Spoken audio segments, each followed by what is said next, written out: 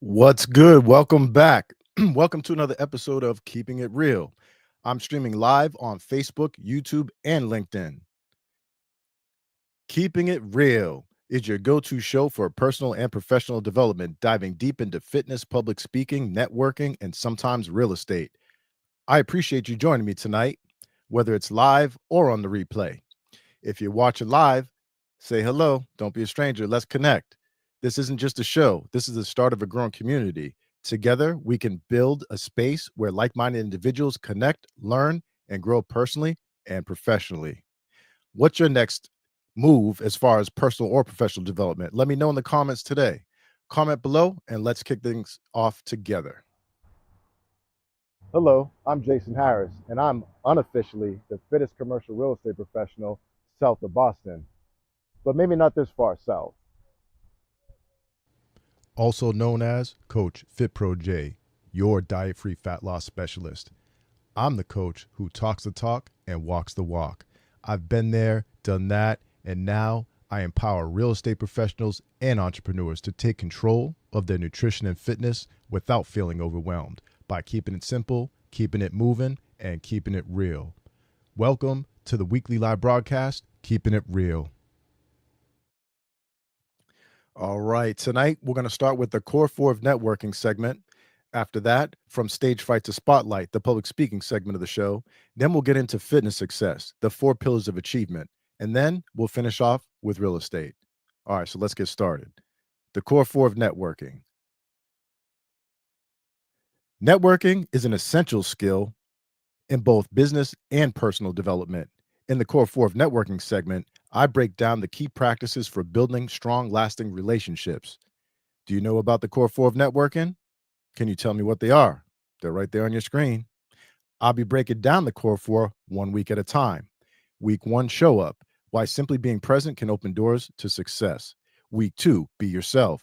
Authenticity is the key to forming genuine connections. Week 3, pay attention. The importance of active listening and being fully engaged with others.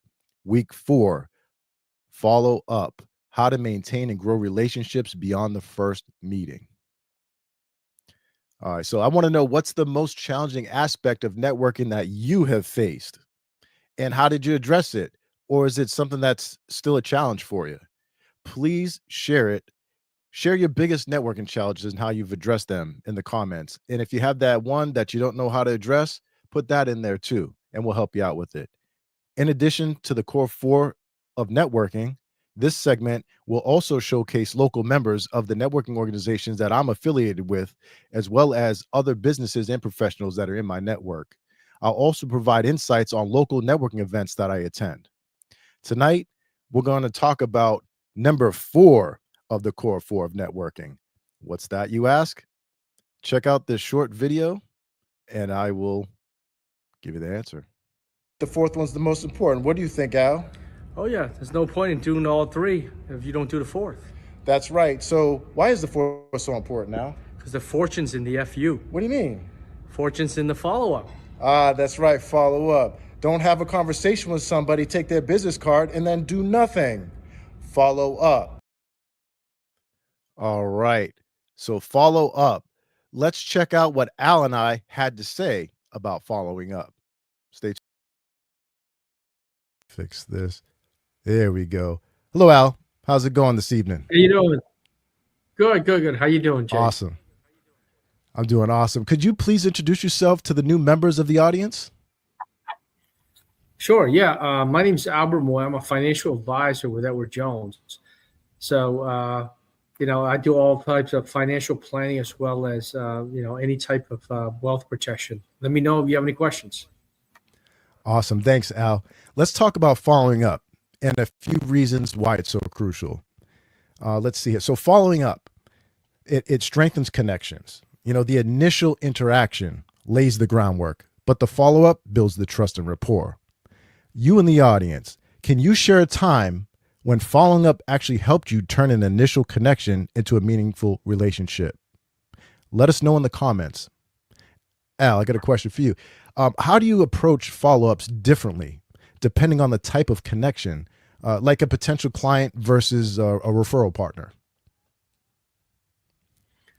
Sure. Yeah. So a lot of time is when I follow up with people, I still try not to sell business. I don't rush into it, and a lot of time is following up where it depends on the first time we met at the networking. What I had written down on the back of your business card that I've taken is I may have some clues there for myself, so that I meet with so many people, so I don't forget. So if there's something that we have in common, I'm gonna say, you know what, I've bungee jumping. That's something I've always wanted to do. Not really, but it's like, can you tell me more? How was your experience? What made you decide you want to do that, and then why would you do it for the second time? Yeah, after you were so scared the first time. So it's just things like that you can start a conversation, and people would say, oh, you know what, you remember, and it's just from the follow up. This is where you continue to build that relationship with someone. No, that's awesome. I love that tactic about putting information of the people you meet on the business cards so that you can, appropriately follow up like we're talking about. That's awesome because you meet so many people, and if you want to form genuine connections, you got to, retain some information. You got to pay attention, right? We talked about that already. So anyhow, Right. also following up actually, it demonstrates reliability. Consistent follow up shows you're dependable and value the real relationship. You and the audience. Can you think of a time when someone's follow up made you feel valued? What stood out to you? Let us know in the comments. Engage. Let us know. Even if you're watching on the replay, you'll let us know. Al, in your opinion, how does consistent follow up influence someone's professional reputation? I mean, a lot of time is, people, although, a lot of times you think, well, I try to follow up with someone. I call them back the next day. They won't answer my call. They won't take my message, or they won't call me back. But here's the thing: is a lot of time is when before you do the follow up is when you're at networking, you would tell that person, say, listen, I would like to just set up a short time with you, which I'm going to call you. I'm going to call you. I like to just know more about what you do. Tell me a little more about, how is it that I can refer business to you? And that's when somebody said, okay, you know what? I'm willing to take your call, but you also have to follow the rules as to say, this is what I'm going to talk about. And not when you get them on the phone the next day and say, listen, let me sell you some of this. And they're going to just hang up right on you. It's like, what, you lied to me, and now I don't trust you, so it's a lot of things, but with the follow up, a lot of time is you got to keep following up until, like I said, the business is going to come through. It's going to come to you, but you just have to keep following up. Yeah, no, that's awesome. So say what you do and do what you say. No bait and switch. No bait and switch. I love that framing the call, or yeah, framing the call that you're going to Right. be on so that they're aware of what to expect. They're not like gonna, and that's probably a good reason for them to actually take the call, like you said, because you're showing that you want to understand their business so that you can refer. You want to know more about them and their business so that you can refer, and that's valuable. It's showing the person that they're feeling valued too. So no, that's awesome. The other thing about following up, it really does. It sets you apart if you do it right. It will set you apart if you do it wrong too, in the wrong way. And I'll kind of give you an example of that. But following up actually sets you apart. Most people neglect this step. By following up, you become memorable. What about you and the audience? What about you and the audience? Why do you think so many people skip the follow-up step? And how can we avoid falling into that trap?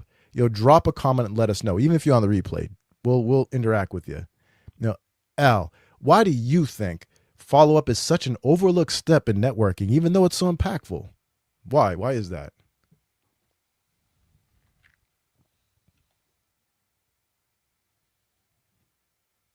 Oh, I think Al's frozen. What was that? I didn't quite hear you. Yeah, we were frozen. I asked, why do you think Nope. following up? Oh, Can you can you hear hear me? me? Yep. Can you hear me now? It's almost like an old Verizon Yep. commercial. Yep.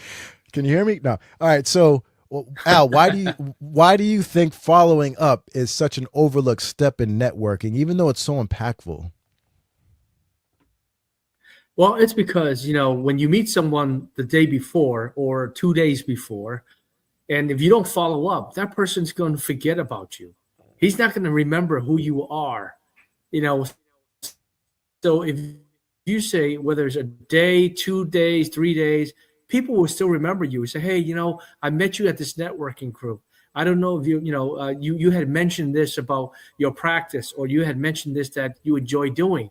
So tell me more. I'm really I always want to do that, but never had the guts to do it, or had the chance to do. So tell me more. How did you go about doing it? Why did you? Well, what made you do this? And just things like that. When you ask simple questions like that, then that person will follow, and they'll tell you their why they did it, and why they continue to do it. And that way you understand that person themselves, as opposed to just seeing a name and a face. Now you understand that person, and guess what? They'll tell you more about everything about themselves. That way, then you can start. He may even ask you to say, "Tell me more about you. What made you do what you do? Tell me more about your family." Then it's almost like just like your friends. You share secrets, you share stories, and that's how you build a relationship. No, that's awesome, and that kind of takes me back to our last one of the last episodes we had, and you had mentioned the acronym FORD. Family, occupation, recreation, and dreams. See, I remember that. I pay attention, but that's awesome.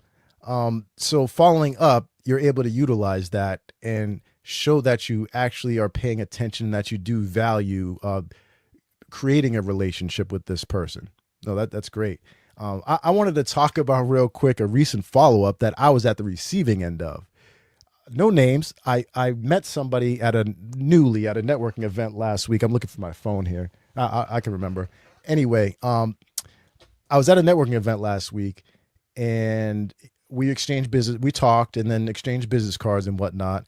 And the person actually followed up with me the next day, and is like, "Nice to meet you. Nice to meet you." Blah blah blah. And then I had mentioned, "Hey, don't forget about my new video show, Keeping It Real. Just in case they want to be on it and see what it's about and whatnot." And they actually gave me another message after I told them about the show and to check it out. And they said, "I'll definitely check it out. I hope they're checking out now. I'll definitely check it out. Can you send me a reminder?" It's like, really? Can you send me a reminder? So if I just want to, I just want to point out that if somebody asks me to check out their show, what I'm going to say is, "Okay, I'll check it out." And then I'm going to make a note on my calendar, wherever I need to make a note to check out that show. I'm going to purposefully check out that show. And then after checking out that show, I'm going to follow up. Like, "Hey, I checked out your show. It's pretty cool, blah, blah, blah," and say something about it, say, "No, I watched it." I'm not going to ask them, "Hey, could you remind me when your show is going to be on?" Like, it's right there in the last text message. You just got to click on it. But, that's kind of, it was a turn off. Let's just put it that way. So that's one way to not follow up, I guess. Would you happen to have a story like that at all, Al? I mean, I kind of had that in my head. I don't know if you have anything to that extent. Yeah, I mean, I get that sometimes. It's almost like, and they say, "Remind me about this, remind me of that," and it's something you just go, "Listen, you know what? I'm not going to remind you." The thing is, right now I really can tell you show no interest. So, I mean, it can go both ways, right? A lot of time, if you do that the same to someone, they're going to say, "Yeah, you know what? I'm not going to even want to bother with that person." So right now, you're not here to push people away. Your job is to connect with people so that they would say, that you'll be on top of their mind if there is business for you. So, you know, Yeah, I mean, it was a bit of turn off. It's like, well, you don't really care enough to check it out, like to give yourself a reminder. You're asking. That's just anyway. I just had to mention that. It rubbed me the wrong way. Anyhow, I mean, as far as following up, that's all I've got for this segment. I mean, we have much more to talk about, and I'll say about it in a second. But Al, do you have anything else to add? no, I just say, you always want to say, look at different strategies when you follow up with people. You can't use the same strategy on everyone. I mean, everyone's different. So a lot of times just look at different things that you can talk about. And don't call them and say, "Listen, I'm just following up." Don't say you're following up. Oh, ouch, All right, cringe. just say, "Hey, you know what? Yeah, that's too obvious." And people say, "Oh, it's almost like you calling a client. Hey, by the way, I'm just following up." They're like, "Click." Yeah, I don't need to hear that. I mean, you can come up with something that you think that person would be interested in. Like maybe say, "Hey, this as a hobby, and I've done my research. I found something. Maybe we can go check it out together or something." Say, if not, maybe here's the link to it and so forth. I mean, have something that you can talk about, not just call and go, yeah, I'm just here to follow up. So, what's up? And it's like, yeah, then you have nothing to talk about. Find something to talk about, and then someone's gonna say, you know what, I've already signed up for that. Yeah, maybe we should go check it out together. It should be a lot of fun. And that's how, and sometimes I'll tell you, if you do the same activities with the same person, they're gonna say, you know what, this is cool. Now I don't need to do it with a buddy of mine all the time. I can have somebody else that I can do this with. No, that's brilliant. That's brilliant. I mean, we could bring this whole thing back around the core four of networking, right? First thing is show up. You show up to be present so that you put yourself in the actual situation to meet people.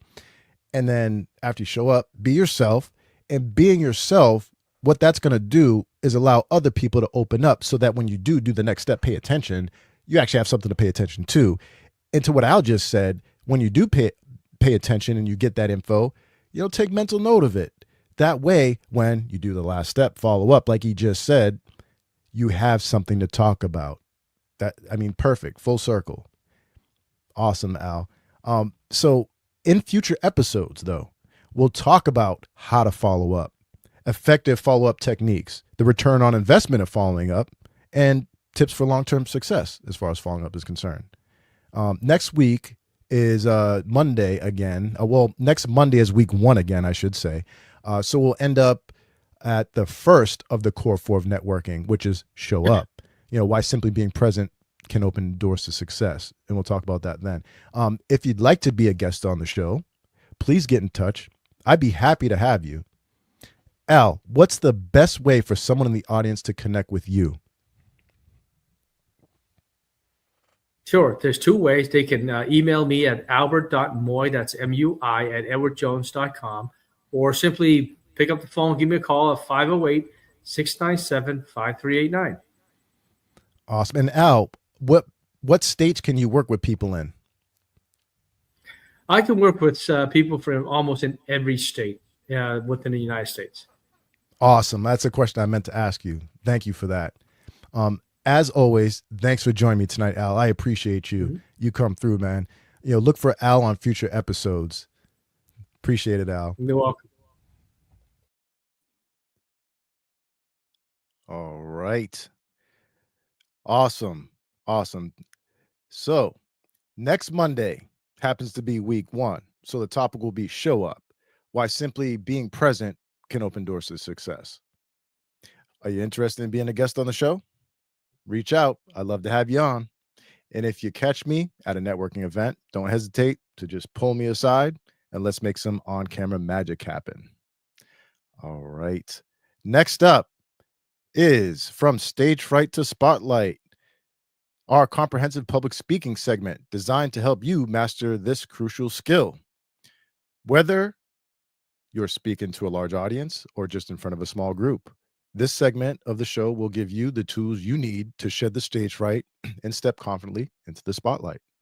The goal of this segment, like I said in the past, From Stage Fright to Spotlight, is to provide you with content that helps you improve your public speaking skills. So stay tuned for value-packed segments coming your way in the future.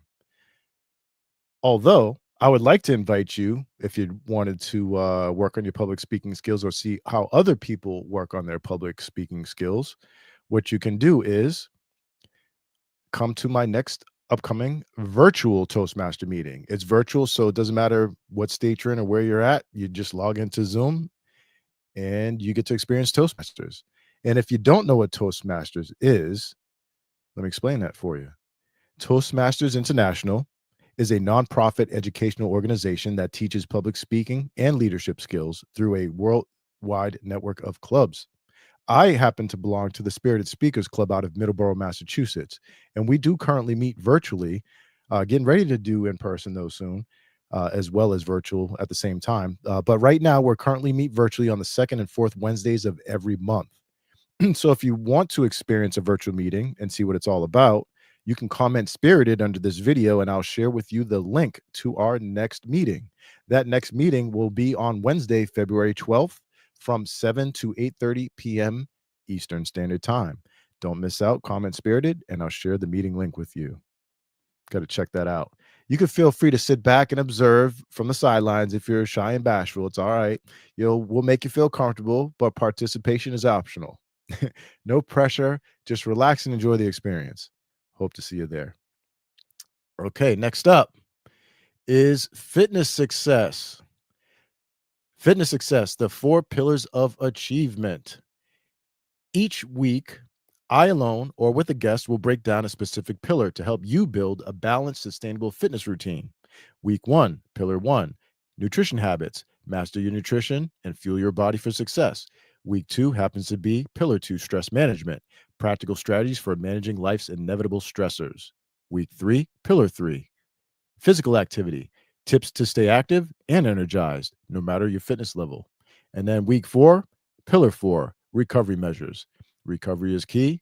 Learn the best ways to rest, recharge, and avoid burnout both in and out of the gym. All right. So this is the 4th Monday of the month.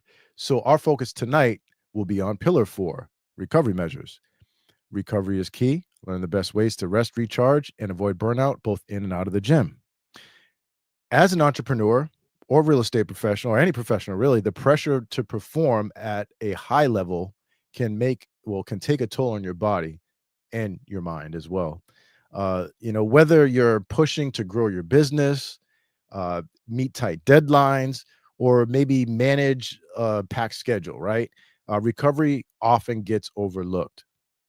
But here's the reality. All right. Proper recovery isn't just a fitness hack. All right. It's a productivity supercharger. When you prioritize recovery, you're not only expanding or enhancing your physical performance, but you're also boosting your mental clarity, resilience, and energy levels to tackle your goals head on. It works, man. Let me tell you. Let's go ahead and dive into 3 essential recovery strategies that can help you get in shape and operate at your best, both personally and professionally. You're gonna get some action steps in here for you too. So let's start with the first one. So prioritize quality sleep as your ultimate recovery tool. Remember, we're talking about recovery measures. Sleep is huge. Why does sleep matter, or quality sleep? Why does it even matter? Sleep is, I'm sure you know, but let me remind you, okay? Maybe that will get you to recover more. So sleep is when your body repairs itself. It restores energy and it consolidates information learned throughout the day. And I don't know about you, but I learn a lot of stuff and see a lot of stuff and come in contact with a lot of things mentally in the day. And I need that recovery time to do that mental download that happens, towards the end of the day. And if you don't do that, it gets backed up and so forth. But anyway, for busy professionals, this means sharper decision making. Who doesn't want that, right? Improved memory and enhanced creativity, all crucial for success in business. It enhances all of those things. So here's some actionable tips for you for recovery measures, okay, as far as getting quality sleep.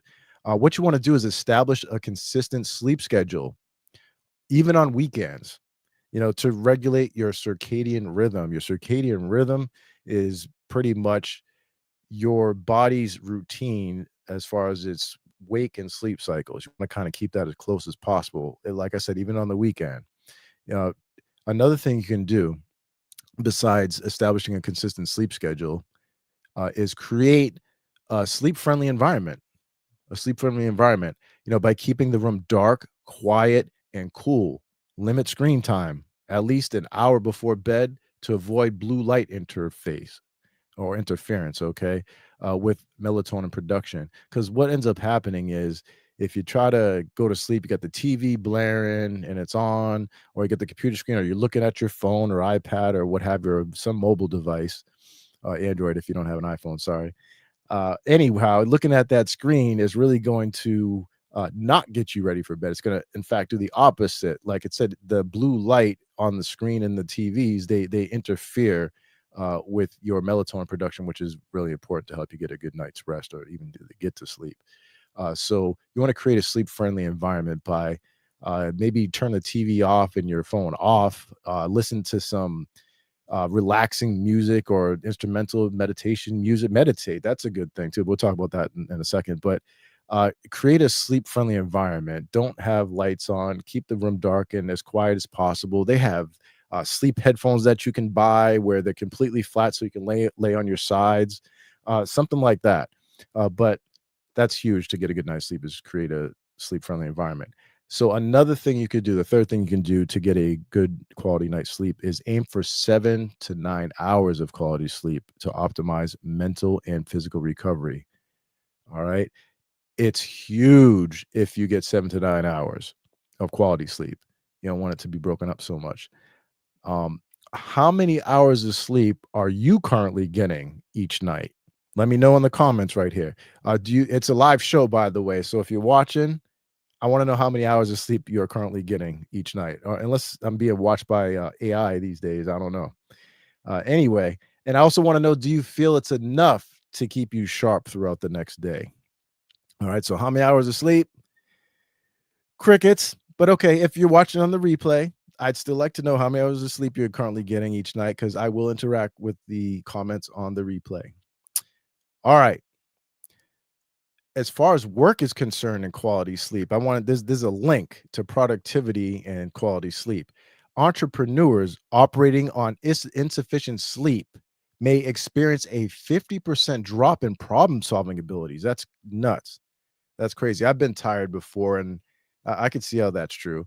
So, a well-rested mind, however, can better manage stress and tackle complex tasks, leading to smarter business decisions. And I don't know about you, but there are a lot of complex tasks that happen and go on. Never mind stress. I can manage stress very well now, but tackling complex tasks, you're not going to do that if you're not well rested. All right. So, get some rest. All right.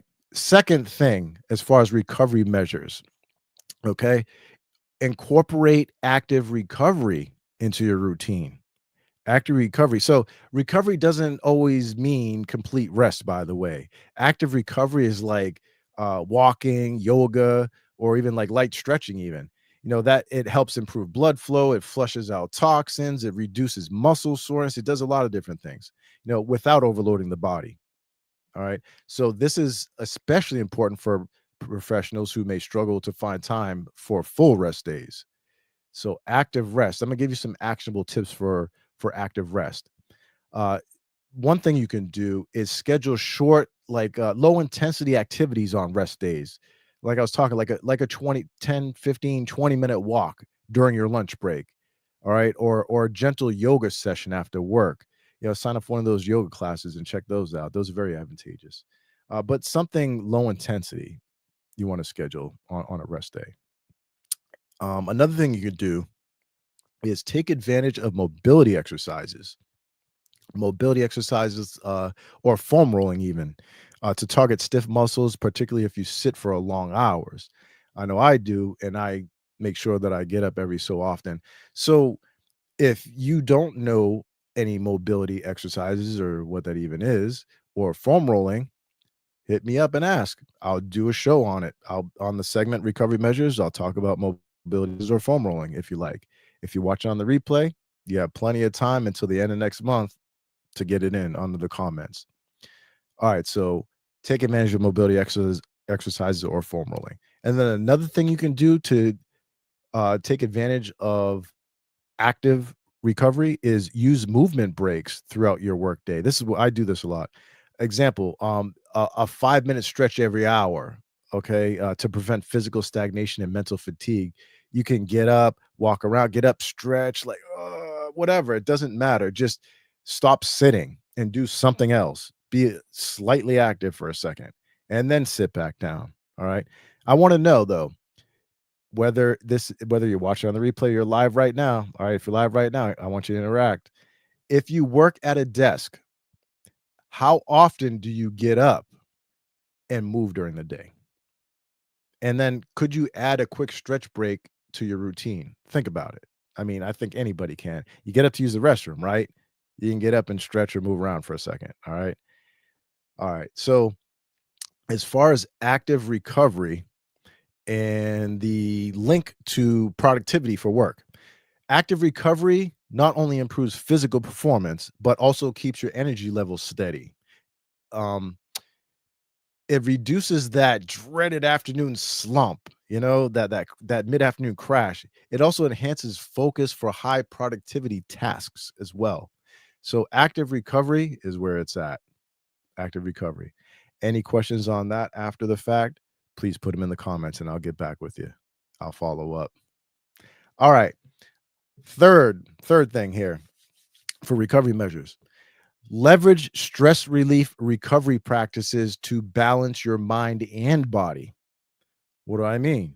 All right, so chronic stress, it sabotages your physical and mental health, leaving you drained and unproductive. Horrible, horrible. So, recovery measures like mindfulness, breathing techniques, and therapeutic practices help lower cortisol levels. That's that stress hormone, improving resilience and overall well being.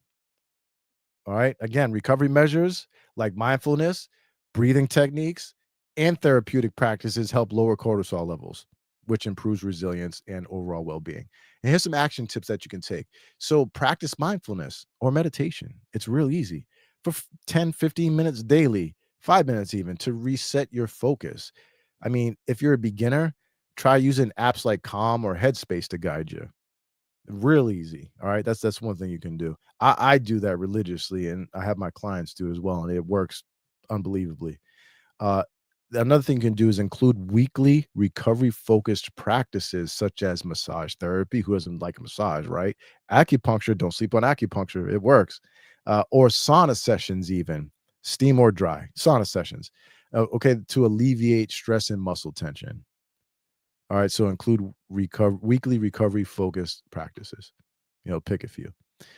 All right, another thing you can do is try breath. This is very similar to meditation, but try breath work techniques. Like it's called the 4-7-8 technique, and all that is 4-7-8.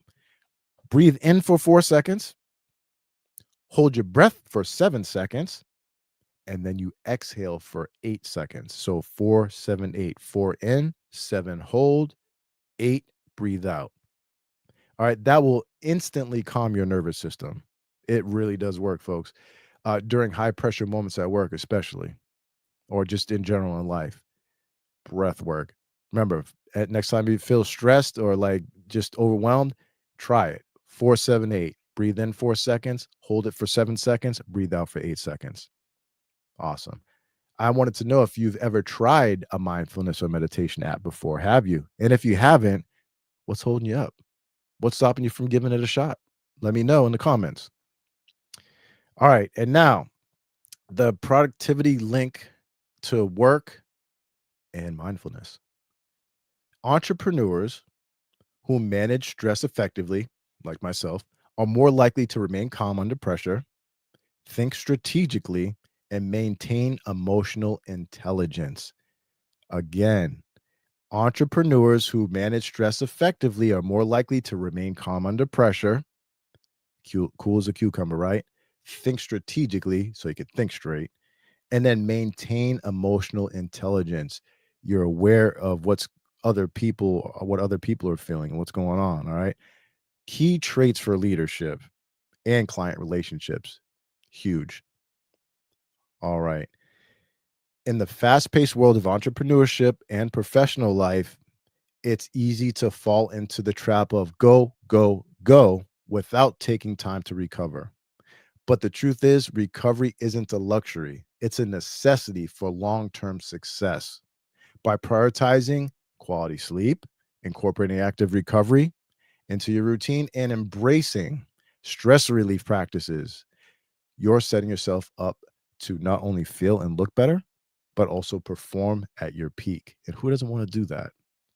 The investment you make in recovery today will pay dividends in energy, productivity, and overall well being tomorrow. That wraps up tonight's fitness success segment. Remember, a stronger, healthier you is the ultimate competitive advantage. Next Monday is week 1.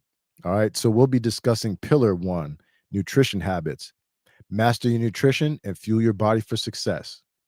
Are you interested in being a guest or joining the conversation or even having your questions answered on the show? All you got to do is ask. You can even ask live too if you want right now. Well, I'm still here. Comment below and we'll make it happen. Like I said, even those watching the replay. All right, let's move on. Moving on. The real estate roundup segment keeps you updated on the latest in the real estate world. Whether you're interested in residential, commercial, this segment's got you covered. I'll invite guest experts to share insights and discuss the subjects that you want to hear more about. And I'd like to know what you'd like to hear more about. Anyhow, if you didn't already know, I am with JNUS Realty Group. Here we are. We are a commercial real estate brokerage and consulting firm out of Braintree, Massachusetts, servicing all of Eastern Massachusetts. We specialize in commercial real estate transactions, including sales and leases. And we also consult on a number of commercial real estate related matters, including, but not limited to, nonprofits, religious or otherwise, potentially environmentally compromised property, and transit-oriented development. Other services include commercial lease audits. And if you or anyone you know owns a commercial property and wants to know its worth on the current market, we can do a commercial broker opinion of value for you. If you or someone you know is in need of a commercial real estate professional, please contact us directly or comment under this video and we will follow up with you. Oh, by the way, we also work with residential agents and brokers. So if you're a residential agent or broker in need of commercial expertise, please don't hesitate to contact us for assistance. We do work with residential agents. That's good for your client and yourself. So don't hesitate to ask. All right. What real estate topics spark your curiosity? Say that 5 times fast. What real estate topics spark your curiosity the most? Residential, commercial, or something completely different? I want to know.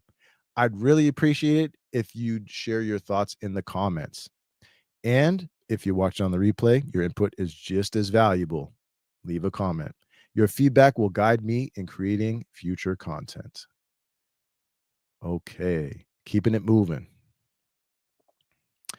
Thanks for joining me for another episode of Keeping It Real.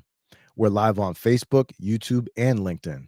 Every week, we'll dive into important topics that will help you grow with a mix of fun and practical advice, from nutrition habits to real estate, public speaking skills to networking strategies. This show is designed to inspire you, keep it real, and of course, keep it fun.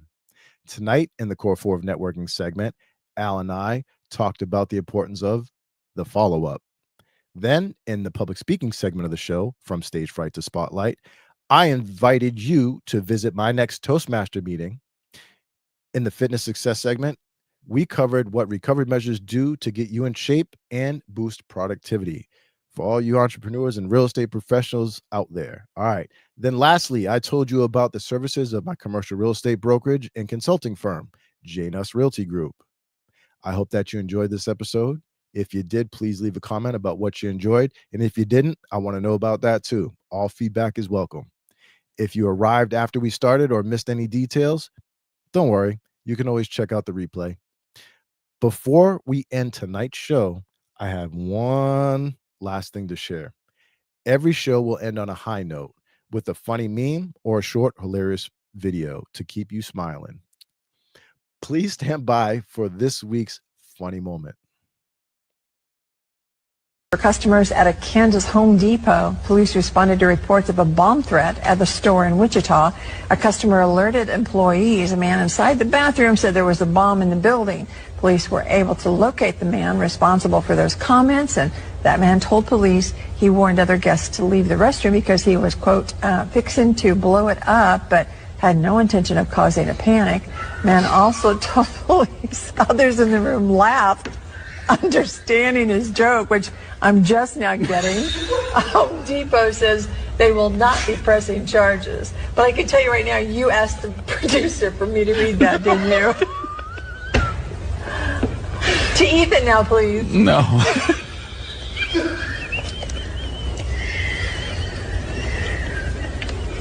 We're going to have to go to a commercial. No, we're going to get it. We're going to get it.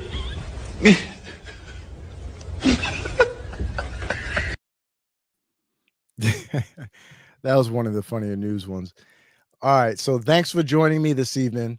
I can't wait to see you for more Keeping It Real. So be sure to leave your comments, share your thoughts, and don't hesitate to get involved. Stay tuned, stay engaged, and keep it real. See you next week on Monday, February 3rd at 7:30 p.m. Eastern Standard Time. I know everybody a go like. I know everybody a go like. Success don't come overnight.